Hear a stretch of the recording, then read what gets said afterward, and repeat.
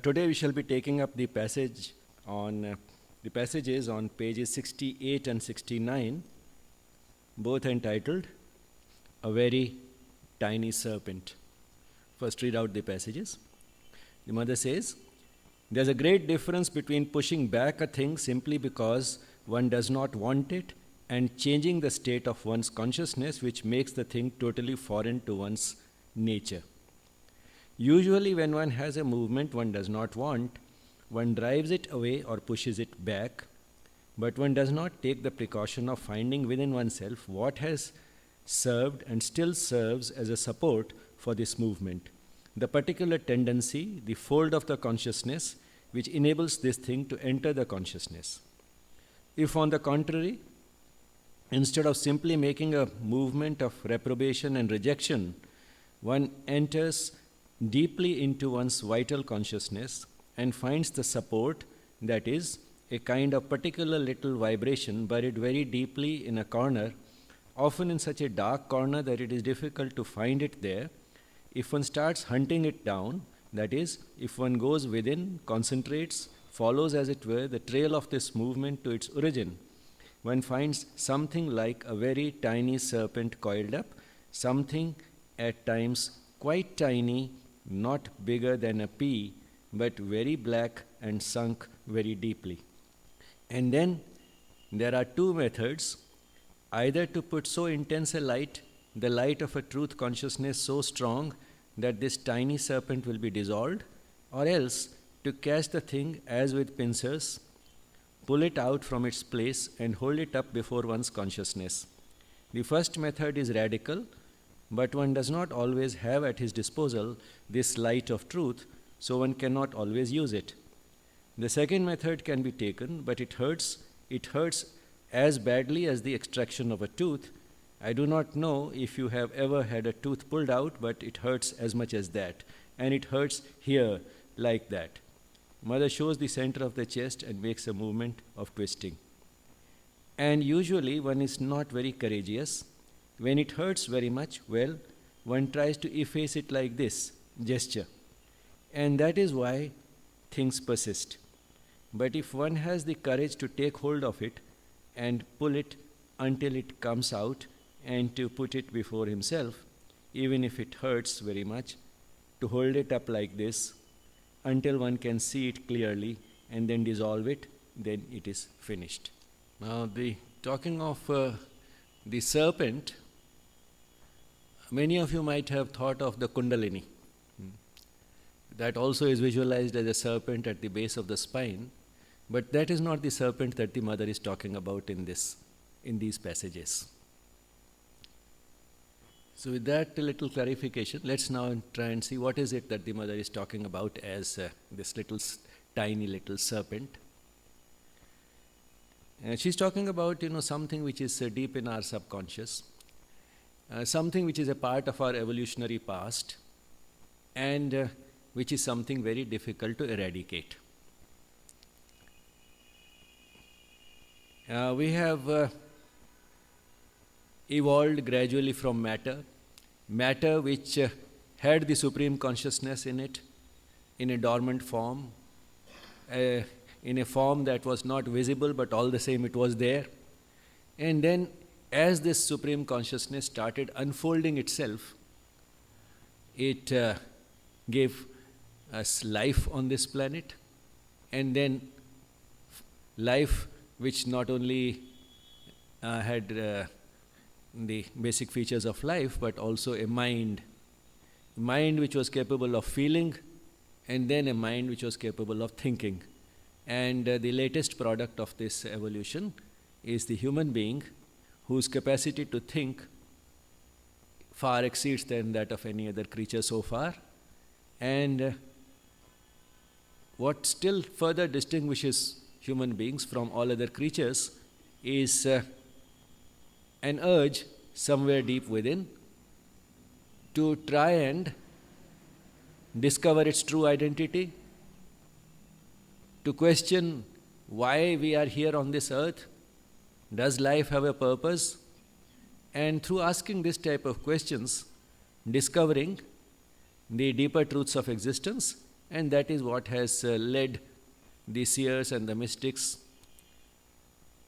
on the path of discovering this entire thing that we are talking about, the spiritual evolution, from the divine, once it decided to manifest as the universe, the divine undergoing a process of self-limitation to form the universe, and in that process hiding its supreme consciousness behind dead matter, and then starting with the opposite process. The first process was involution. The involution was this self-limitation to form matter. Then started the reverse process, the process of evolution, which gradually led to the appearance of life and then creatures with a mind. In other words, the Supreme Consciousness started manifesting a little greater and greater fraction of itself. However, this evolutionary process has not wiped out what was there earlier, and therefore, even as a race, we retain a certain collective unconscious, which is not only the unconscious of our own species, but a collective unconscious that includes also that of the other species that have preceded us on the evolutionary scale. And that's how we have so much of the animal within us, and that makes human beings a unique creature, because on one hand we have so much of the animal in us, on the other hand we are also capable of great heights, because human being is the only creature that can evolve during its lifetime and can reach the types of heights that a select few, the rishis and the mystics have been able to achieve. So the human being has both these characteristics, so it can go to one extreme and it go to the other. What the mother is talking about is that even when the person has embarked on this path of self-improvement, trying to rise above the animal nature, the lower nature or the animal forces that are within us do keep showing up from time to time. It's not they have always completely disappeared, they do keep coming up repeatedly. And that's what she says right at the beginning, that just because they have disappeared on the surface does not mean that they have lost their potency altogether. There's a great difference between pushing back a thing simply because one does not want it and changing the state of one's consciousness, which makes the thing totally foreign to one's nature. So, there's two things that she is distinguishing. There's a great difference between. Great difference between what and what? One thing, that we feel that something belongs to the lower nature, we don't want it, we push it aside, we push it back, we suppress it, we reject it actively. That is one. And what is the second thing from which we should distinguish it? The second thing is that our consciousness has transformed to an extent that that movement which needs to be rejected does not come up at all. Now it has become totally foreign to us. Now, there's a difference between these two. There's a great difference between pushing back a thing simply because one does not want it and changing the state of one's consciousness, which makes the thing totally foreign to one's nature. So these are the two things the mother is distinguishing. And this is important to understand, because very often we feel that now that I have put in so much of work, so worked on myself so much, now I will be incapable of doing anything mean, anything which is inappropriate, and yet under certain circumstances it comes up, be it anger, be it jealousy, be it hatred, and be it still lower impulses related to the basic instincts like food and sex. None of these things is easily eradicated or wiped out.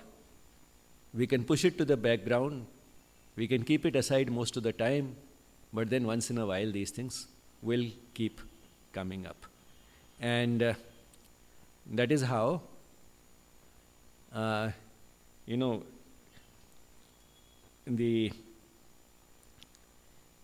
many of us who are on the spiritual path get exposed because the more you know such a person, the more you find that he's not as special as he looks. More and more, ordinariness you start discovering. And because and those things which we normally do not associate with such a person, they have not really completely disappeared. They just require the trigger, that opportunity, and that sort of a situation in which those things might come up. And therefore, for those things to be just kept aside, to be pushed away, is one thing, and for the nature to be so radically transformed as to make it impossible for those lower instincts to come up is another. So these are the two things the mother is distinguishing in this between in this passage. Usually when one has a movement one does not want, one drives it away or pushes it back, but one does not take the precaution of finding within oneself what has served and still serves as a support for this movement, the particular tendency, the fold of the consciousness which enables this thing to enter the consciousness. It means that we do not take enough time and effort to go deep within and try and discover what is it that is still supporting this movement in us. If on the contrary, instead of simply making a movement of reprobation and rejection, instead of just disapproving the movement, one enters deeply into one's vital consciousness and finds the support, that is, a kind of particular little vibration buried very deeply in a corner, often in such a dark corner that it is difficult to find it there.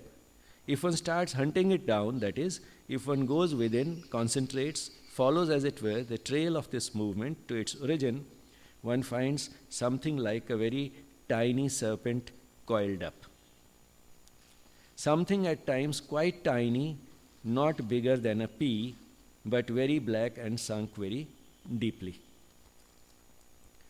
So, one finds that there is a rudiment, a remnant, buried deep within, which the mother has likened to a serpent, which is still deep within, and that is the origin of these movements, and one is able to track it down, one is able to hunt it down. In the commentaries on the Dhammapada, where there is considerable stress on self-awareness as a process of mastering one's thoughts, the mother says that it goes through a series of stages. The first stage is to just become aware of one's thoughts. At least we know where we are fully aware of what we are thinking. So the first stage is awareness. The next stage to which we try to go from this awareness is to try and classify the thoughts, try and look at those thoughts critically. We are not just aware of them, we are becoming critically aware of them, which means that we are trying to see which of those thoughts are worth having and which are the ones that should be rejected. And then after this type of a classification, the next classification, as a result of this critical thinking, the next stage is to filter them. That is, retain what is good and reject what is not good. That is filtering. Now, going up to that stage itself a long homework. And still it does not take us to the point where the mother says that the nature is so completely transformed that it will not become a part of our nature, it will become foreign to us, it will become foreign to our nature. So what is the fourth stage in that? After this process of filtration, after this process of trying to filter the thoughts, keeping some and rejecting the others, after the next stage is mastery. Now it is at this fourth stage that the person is so completely transformed that the lower impulses would not come up at all. So that is in these two stages between which the mother is distinguishing. The first three, awareness of the thoughts, critical examination of the thoughts, and then filtering the thoughts. These three stages on one hand, and the total mastery of thoughts on the other. And this will be possible only if we have been able to track down the unwanted thoughts to their very origin. We have been able to go to the roots, and the root lies in our subconscious, in our evolutionary past. Now what I'll do is read some stanzas and lines from Savitri on the same subject. This is Book 7, Canto 2,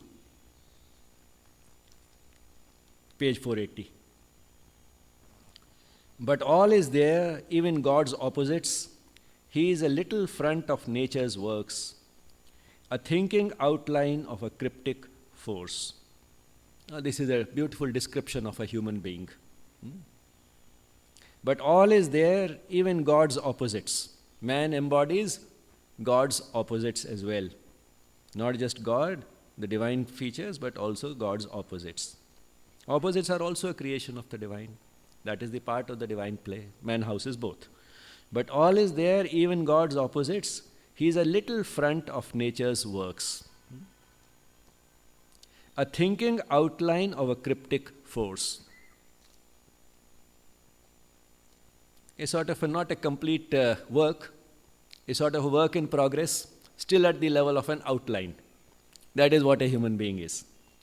A thinking outline of a cryptic force. The only grace is that's a thinking outline. That is one thing which human beings have achieved or sort of have been endowed with as compared to the animals. A thinking outline of a cryptic force. That's what a human being is. All she reveals in him, that is in her. She and her refers to nature. So, all that is in her, she reveals in him. She reveals in human beings. All she reveals in him, that is in her. Her glories walk, Prakriti has both sides of the divine. That is what constitutes the play of the Prakriti. She reveals in man both sides. All she reveals in him, that is in her. Her glories walk in him and her darknesses. Both her glories and her darknesses walk in the human being. Man's house of life holds not the gods alone. There are occult shadows, there are tenebrous powers, inhabitants of life's ominous nether rooms, a shadowy world's stupendous denizens. Man's house of life, if man is considered a house, then his house holds not the gods alone, but also occult shadows. Shadows which are very deep, obscure and hidden. There are tenebrous powers, dark powers. Dark, we associate with ignorance and evil. Those are also there. Inhabitants of life's ominous nether rooms. These are the occupants of the lower rooms at the lower levels. Nether rooms, is lower rooms. A shadowy world's stupendous denizens. Denizen is not a citizen, but all the same it is an occupant or an inhabitant. So, they find a place somewhere.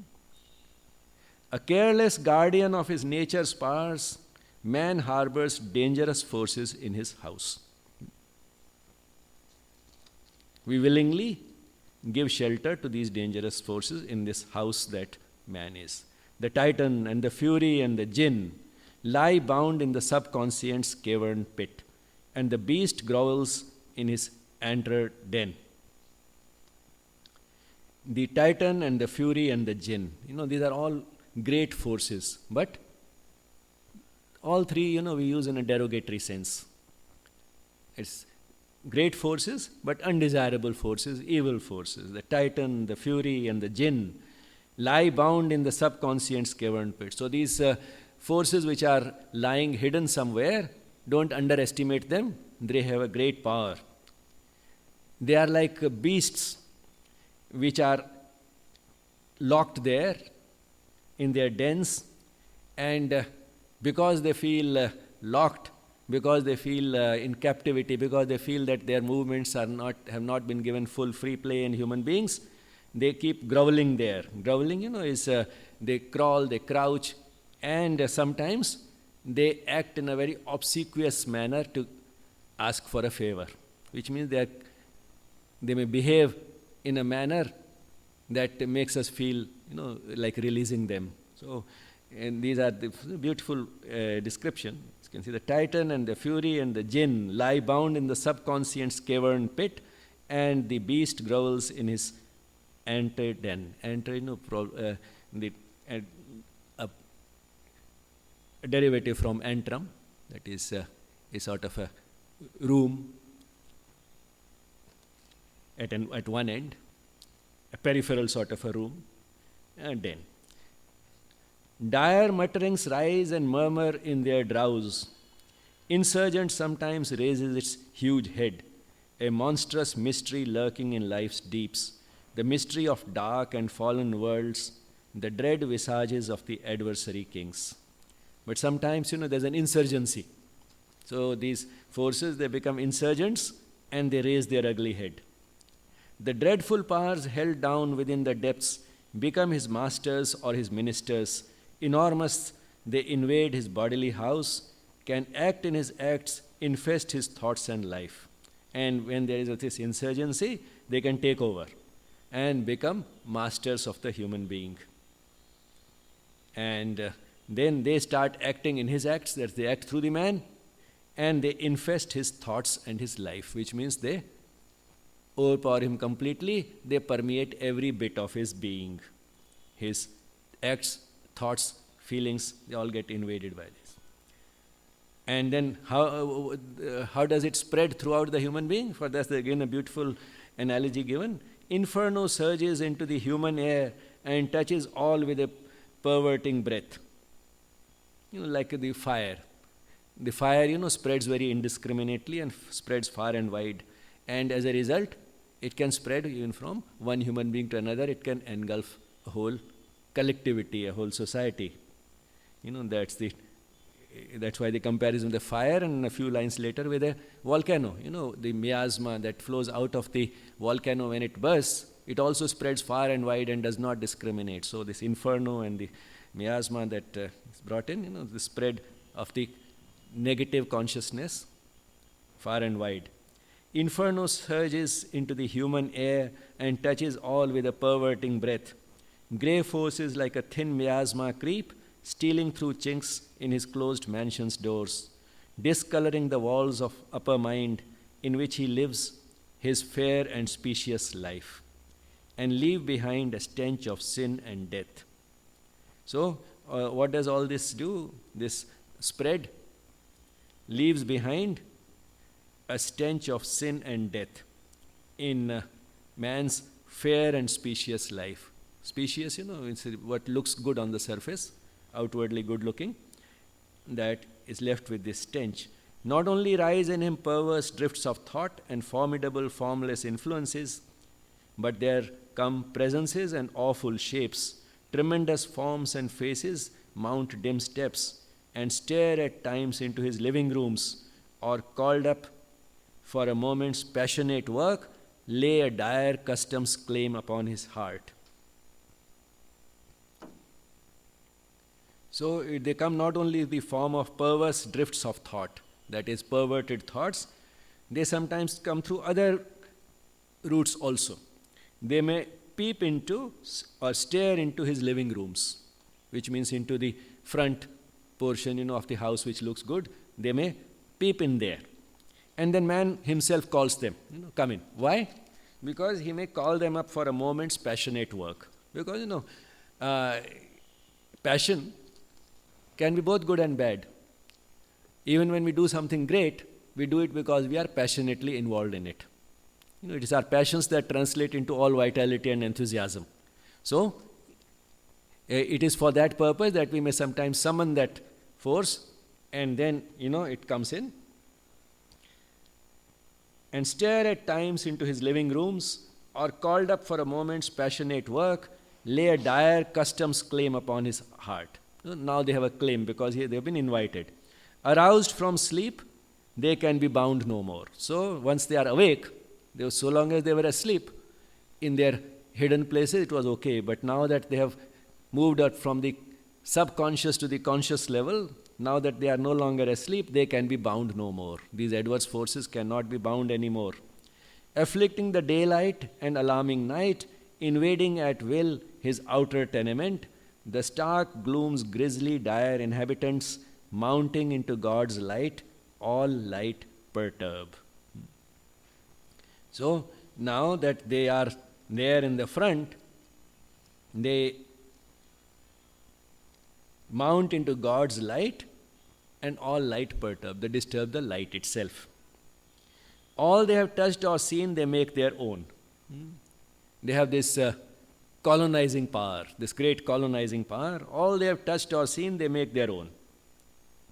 In nature's basement, lodge, mind's passages fill, disrupt thoughts' links and musing sequences, break through the soul's stillness with a noise and cry, or they call the inhabitants of the abyss, invite the instincts of forbidden joys, a laughter wake of dread demonic mirth, and with nether riot and revel shake life's floor.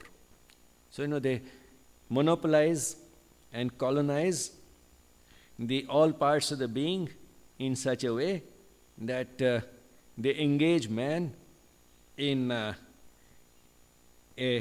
type of laughter and riot and revelry that shakes the very floor of life, which means they can also be very engaging and absorbing and entertaining, because entertainment and relaxation and all this can be at many levels. The mother has said we have to be careful. Relaxation can be both into light and relaxation into darkness. So, this is the type of relaxation in darkness that Sri Aurobindo is talking about here, that is what they end up doing. Important to quell his terrible prisoners. Now it is difficult to once again control these terrible prisoners. So long as they were prisoners in the subconscious, it was okay, but now it is difficult to control them. Appalled, the householder helpless sits above. Taken from him, his house is his no more. So now these powers whom we had given shelter somewhere at the lower, in the nether rooms, the lower rooms at the lower level, now they occupy the whole house. And where is the householder himself left? He just sits there above, but his house is all gone. So he's on the terrace now.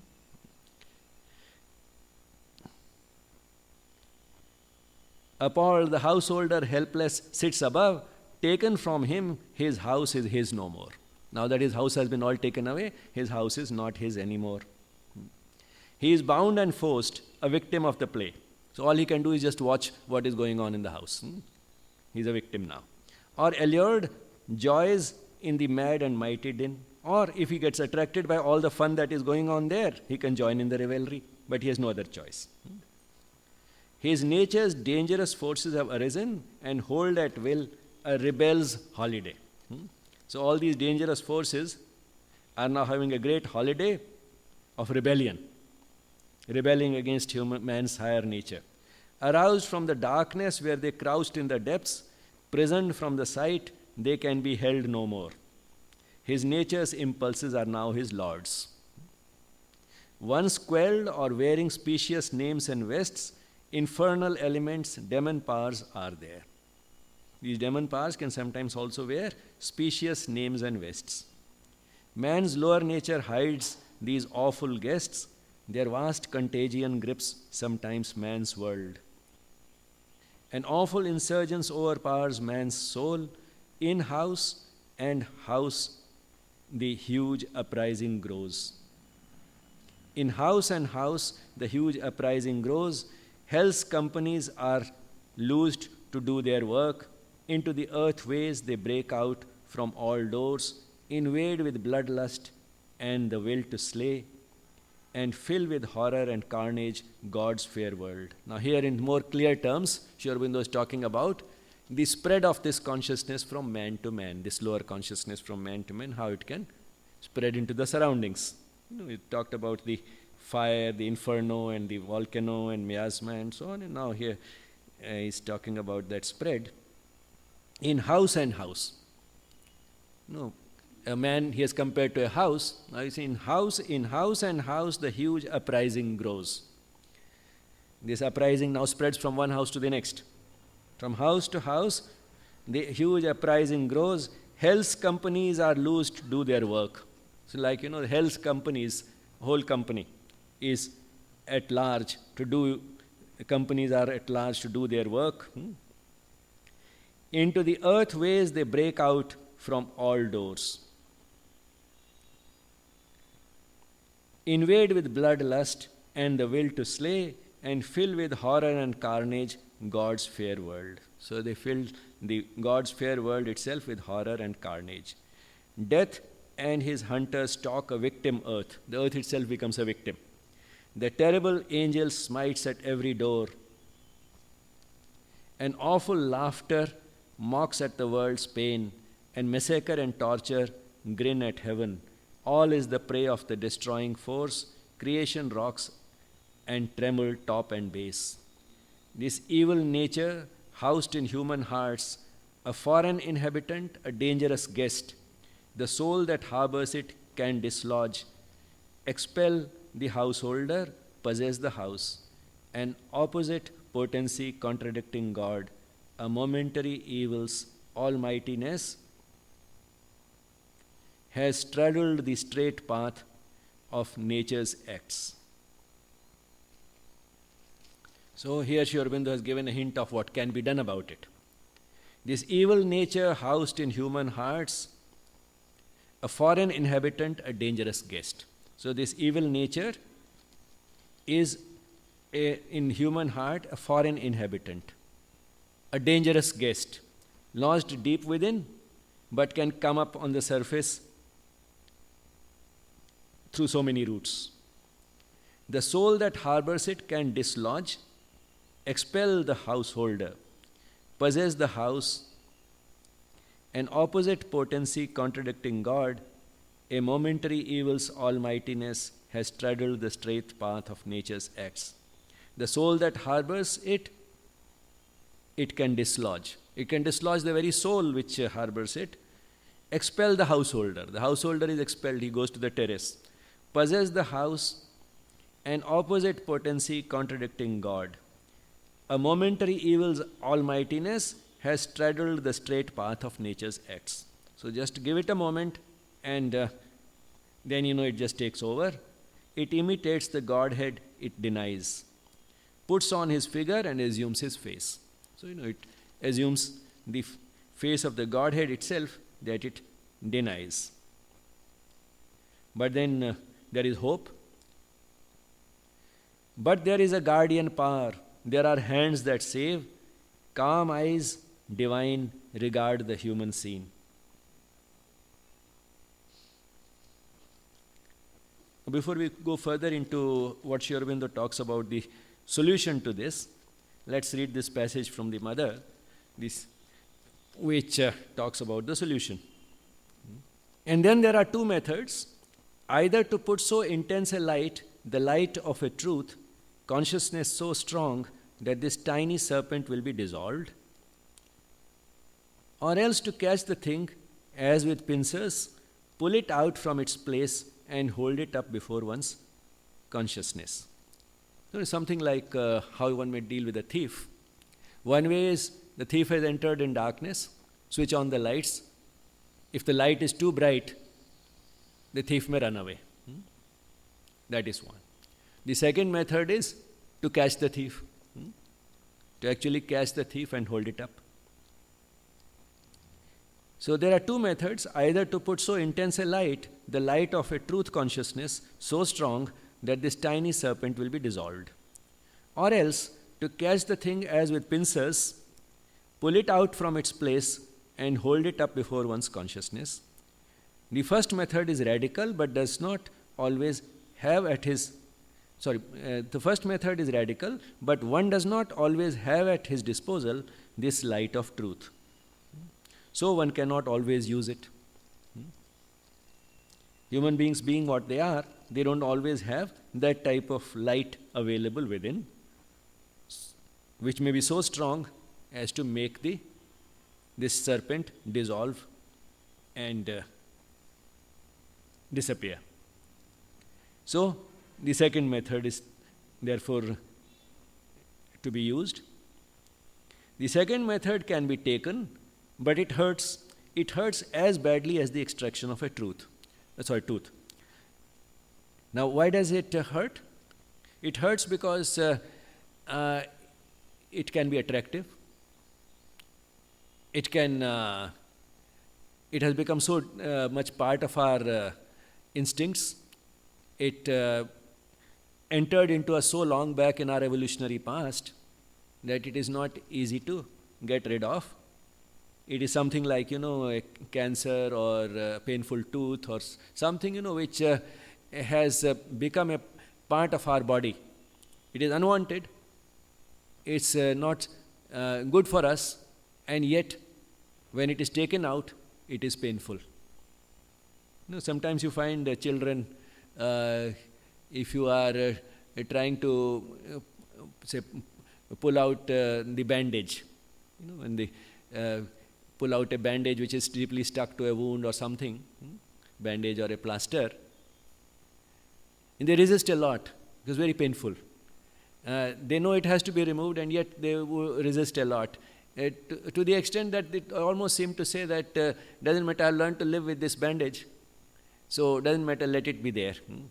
Don't remove it, because removing it is so painful. So that's what the mother is saying. The second method can be taken, but it hurts. That method can hurt. It hurts as badly as the extraction of a tooth. I do not know if you have ever had a tooth pulled out, but it hurts as much as that, and it hurts here like that. Mother shows the center of the chest and makes a movement of twisting, a twisting movement.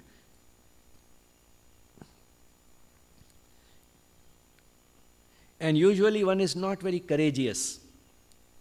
When it hurts very much, one tries to efface it like this, just like this, just push it aside.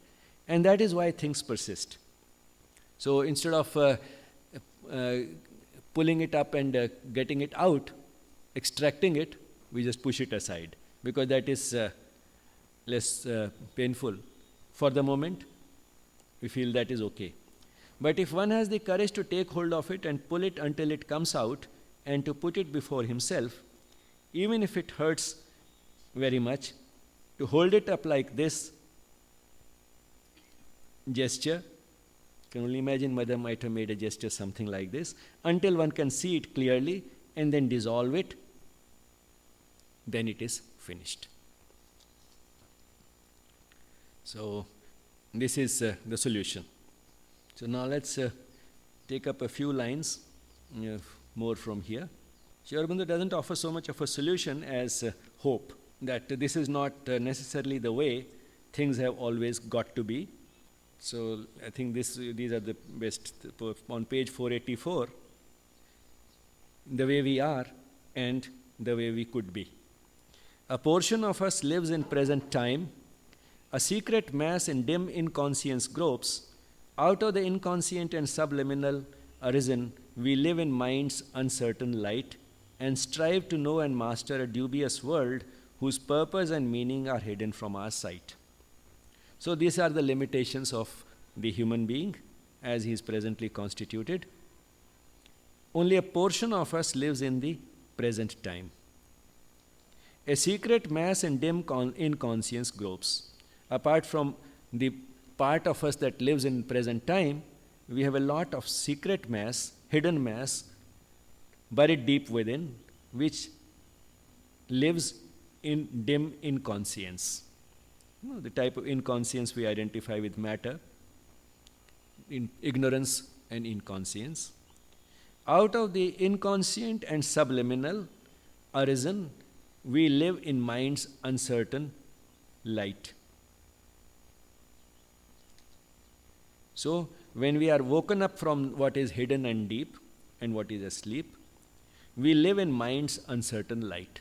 We live in the uncertain and partial light of the mental part of the being, and strive to know and master a dubious world.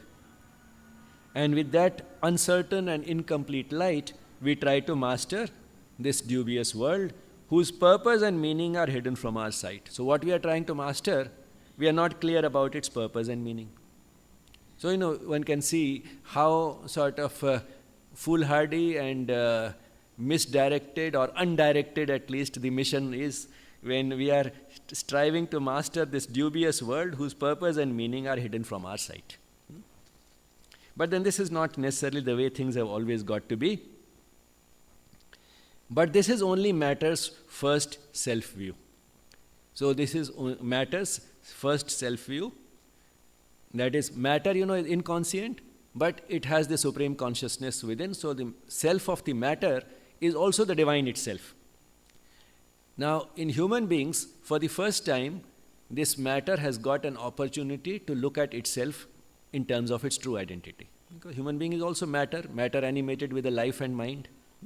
So, as a result of this life and mind, for the first time, matter has had an opportunity to get a first view. So it's only a first view, and therefore that's why I'm, calling it a first view, an outline, are ways of saying that we are only still a very rudimentary effort at expression of the full consciousness of the divine. But this is only matter's first self-view, a scale and series in the ignorance. This is not all we are or all our world. So this is not all that we are. Our greater self of knowledge waits for us. A supreme light in the truth conscious vast, it sees from summits beyond thinking mind, it moves in a splendid air transcending life. It shall descend and make earth's life divine. So there is a self-knowledge, a greater self-knowledge that awaits us. A supreme light in the truth conscious vast sees from the summits beyond thinking mind. It moves in a splendid air transcending life. So this greatness, for it is natural, it is something which comes to it easily to move in a splendid air transcending life. So it moves freely, in that rarefied atmosphere that transcends ordinary life. It shall descend and make earth's life divine. And a few lines later, there are greatnesses hidden in our unseen parts that wait their hour to step into life's front. We feel an aid from deep indwelling gods. One speaks within, light comes to us from above. So that greatness is there, just as all the adverse forces are hidden inside, this greatness is also hidden inside. And just as those adverse forces are waiting for their opportunity, this hidden greatness is also waiting for its opportunity. There are greatnesses hidden in our unseen parts that wait their hour to step into life's front. They are waiting for their time to be able to come to the front of life. And when does that hour come? Well, simplest way to look at that hour comes when the divine grace descends on us. That coming of that hour itself is an act of supreme grace. Some surface circumstances are created, some excuses are created that make that happen. Those excuses may be in the form of extremes of good fortune or extremes of misfortune, either way. But then those are mere triggers, opportunities, excuses, surface circumstances that make it happen. But then behind all these is that unseen hand which pushes us in that direction as a result of motivated by infinite love, which leads to that grace which makes that happen.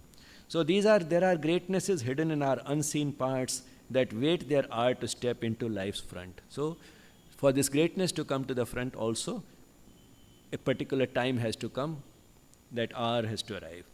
We feel an aid from deep indwelling gods. At that hour, one can feel that aid coming from a deep indwelling divinity. One speaks within. So, as a result, one speaks, this person, something from within the person speaks, the hour has come, which means this leads to an aspiration. And then what is the response? The response is light comes to us from above. So there's both that ascent and that descent, the aspiration and the response from the divine. There are greatnesses hidden in our unseen parts that wait their hour to step into life's front. We feel an aid from deep indwelling gods. One speaks within, light comes to us from above.